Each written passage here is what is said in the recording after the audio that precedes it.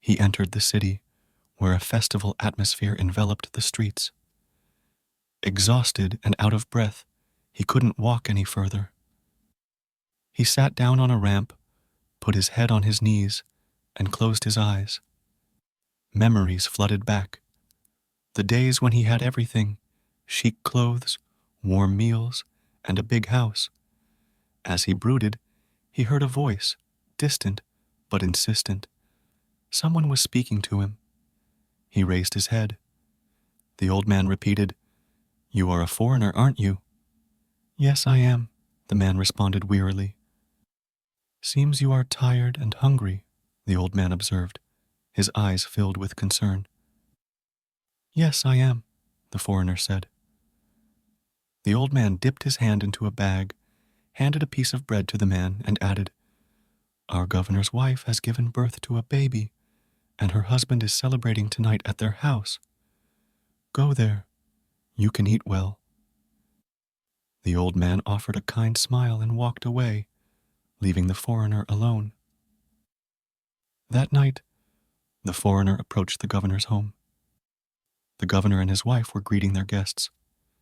Suddenly, the wife noticed a shabbily dressed man and quietly whispered something to her husband. The husband called for the servants. Years passed. One day, a merchant and his entourage were passing by a river. A group of women and girls were nearby, washing clothes and chatting. The merchant saw a very beautiful girl, stopped, dismounted, and approached her. "My entourage and I are hungry. Where can we find some food and water?" he asked politely. "On the far side of the river is a village. You can find food and water there," the girl answered, pointing across the water. The merchant started toward the river to cross it, but the girl shouted, "Don't go, don't go!" The merchant turned to her, puzzled. "You said the far side of the river," he reminded her. "The river is deep here. Wait for me," the girl said, her voice filled with urgency. Shortly, the girl returned with food and water. The merchant took them and asked, "Do you live in the village?" "Yes, I do," the girl replied. "Could you introduce me to your parents?" the merchant inquired. "Why do you want to see them?" the girl questioned, curiosity in her eyes. "To thank them for the food and water," the merchant explained. "Come with me," the girl said. They arrived near a modest home. "Stay here," she instructed, then went inside and returned with her parents. The merchant stepped up, introduced himself, and expressed his gratitude for the food. He took out some coins from his pocket and offered them to the old man, who refused with a humble gesture. The merchant, moved by the old man's generosity, said, "I would like to do something for you." The old man replied, "If you want to help, do something for our village. Sometimes the river takes people when they try to cross it." The merchant looked at the girl and then back at the old man. "I will build a bridge for the village when I return," he promised, and bid them farewell. Several months passed. One day, the merchant returned to the village with a few workers to construct the promised bridge. A very big bridge was built, and the villagers were delighted. As the girl was leaving home, the merchant approached her and said, "There is an issue I want to discuss with you." "I am listening," she said. The merchant began, "I must confess, the day I asked for food and water, none of us were hungry or thirsty. My aim was to talk to you and get acquainted." With a heart full of hope, the merchant gazed at the girl, whose eyes sparkled with a mix of surprise and admiration. The girl blushed and lowered her head, turning to go back inside. The merchant gently took her hand and said, "I haven't finished yet."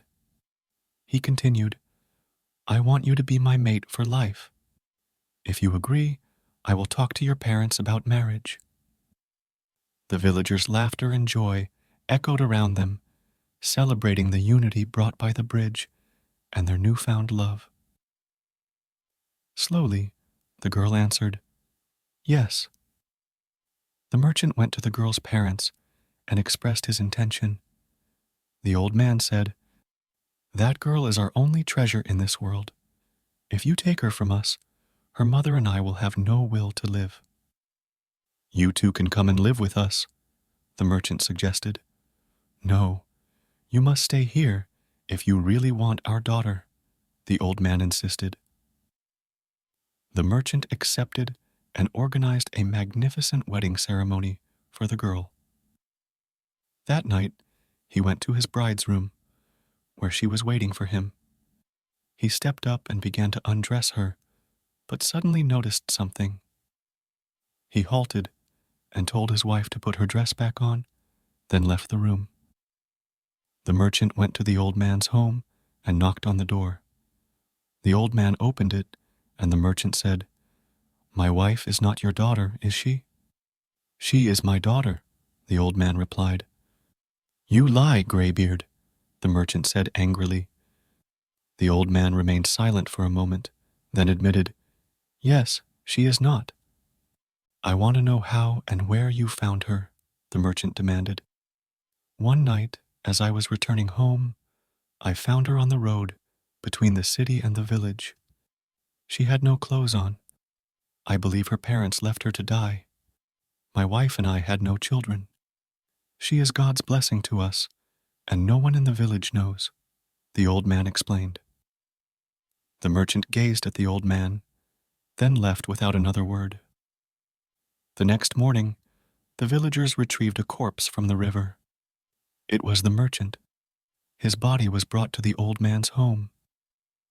Graybeard was shocked, staring at him before searching his pockets. He found a piece of paper and read it. 18 years ago, I lost all my belongings in a deal. I was young and inexperienced. One day, I decided to leave my city and move to another to find work. I arrived in a city where the governor was celebrating his newborn baby. I was very hungry, so I went to the governor's home for food. The governor not only refused, but also instructed his servants to beat me. That night, I decided to take revenge.